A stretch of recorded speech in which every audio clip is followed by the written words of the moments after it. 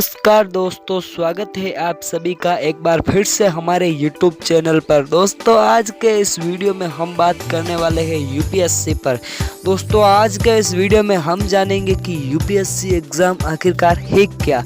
दोस्तों यूपीएससी की full form है यूनियन पब्लिक सर्विस सेंटर, या इसे हम कह सकते हैं सिविल सर्विस। तो दोस्तों आज के इस वीडियो में हम जानेंगे कि यूपीएससी एग्ज़ाम क्या है, इस एग्ज़ाम के देने के लिए क्या एलिजिबिलिटी होती है, क्वालिफिकेशन क्या चाहिए, अटेम्प्ट क्या है, एज लिमिट क्या है।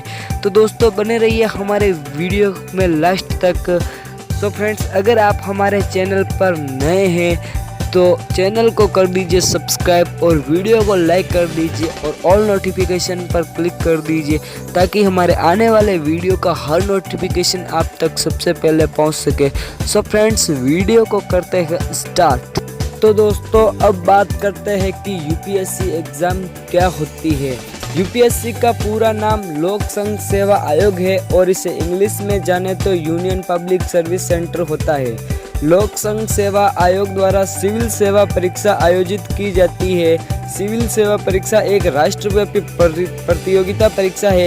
इस प्रतियोगिता परीक्षा के जरिए भारतीय प्रशासनिक सेवा आईएएस यानी भारतीय प्रशासनिक सेवा आईएएस, भारतीय वन सेवा आईएफएस और भारतीय पुलिस सेवा आईपीएस और अन्य सिविल सेवाओं के लिए भारतीय युवाओं का चयन किया जाता है।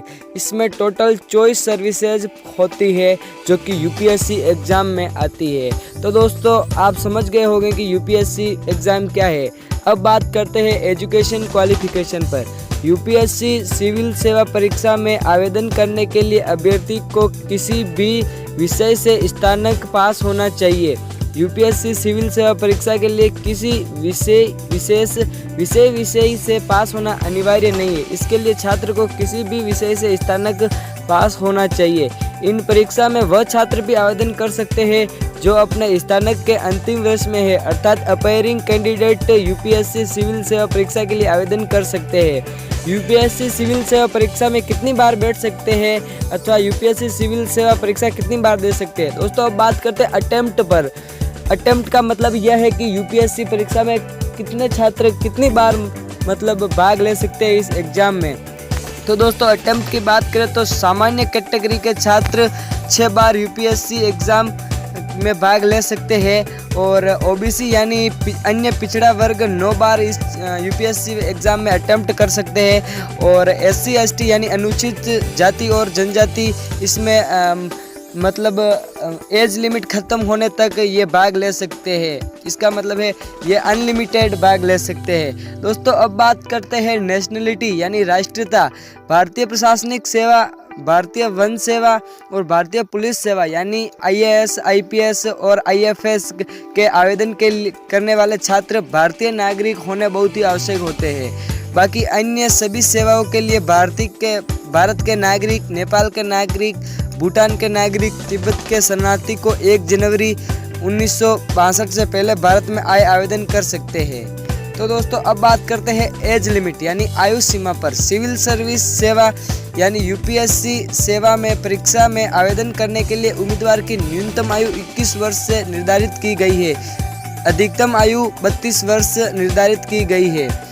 अनुसूचित जनजाति और अनुसूचित जनजाति के छात्रों को आयु सीमा में 5 वर्ष की छूट दी जाती है। अन्य पिछड़ा वर्ग के छात्रों के लिए 3 वर्ष की छूट दी जाती है। सैन्य क्षेत्र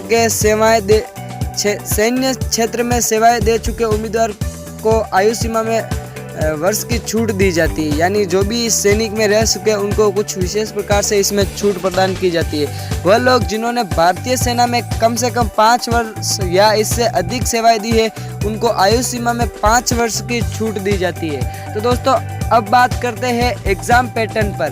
दोस्तों जैसा कि आपको पता ही है कि यूपीएससी एग्ज़ाम में एग्ज़ाम पैटर्न की बात करते हैं इसमें टोटल 3 चरण होते हैं। पहला है प्रीलिम्स एग्ज़ाम जिसे हम प्री एग्ज़ाम कहते हैं, दूसरा है मेन एग्ज़ाम और तीसरा है इंटरव्यू। ये तीनों चरण होकर यूपीएससी की परीक्षा पास की जा सकती है। तो दोस्तों प्रथम चरण की बात करें तो प्री एग्ज़ाम। प्रथम चरण में प्रारंभिक परीक्षा यानी प्री एग्जाम आयोजित की जाती है। प्रारंभिक परीक्षा में 2 वस्तुनिष्ठ प्रकार के प्रश्न होते हैं। एक होता है सामान्य और एक होता है सी सेट। तो सामान्य अध्ययन प्रश्न पत्र 1 की बात करें तो इसमें टोटल 100 क्वेश्चन होते हैं। मार्क्स की बात करें तो 200 मार्क्स होते हैं और टाइम 2 घंटे होता है और नेगेटिव मार्क यस 1/3 होता है। अब बात करते हैं दोस्तों सामान्य अध्ययन 2 यानी सी सेट प्रश्न पत्र पर। सामान्य अध्ययन प्रश्न 2 नंबर, इस प्रश्न को सिविल सेवा योग्यता परीक्षा अथवा सी सेट के रूप में भी माना जाता है। तो इसके नंबर ऑफ क्वेश्चन टोटल 80 होते हैं और टोटल मार्क्स 200 होते हैं। टाइम इसमें भी 2 घंटे का होता है और नेगेटिव मार्क्स की बात करें तो 1/3 होता है। अब दोस्तों बात करते हैं द्वितीय चरण यानी मेंस एग्जाम पर। द्वितीय चरण में मुख्य परीक्षा आयोजित की जाती है। मुख्य परीक्षाओं में टोटल 9 प्रश्न पत्र होते हैं, जिनमें से 2 प्रश्न पत्र केवल क्वालिफाइंग होते हैं और 7 प्रश्न पत्र के अंकों की अंतिम चयन सूची में जोड़ा जाता है।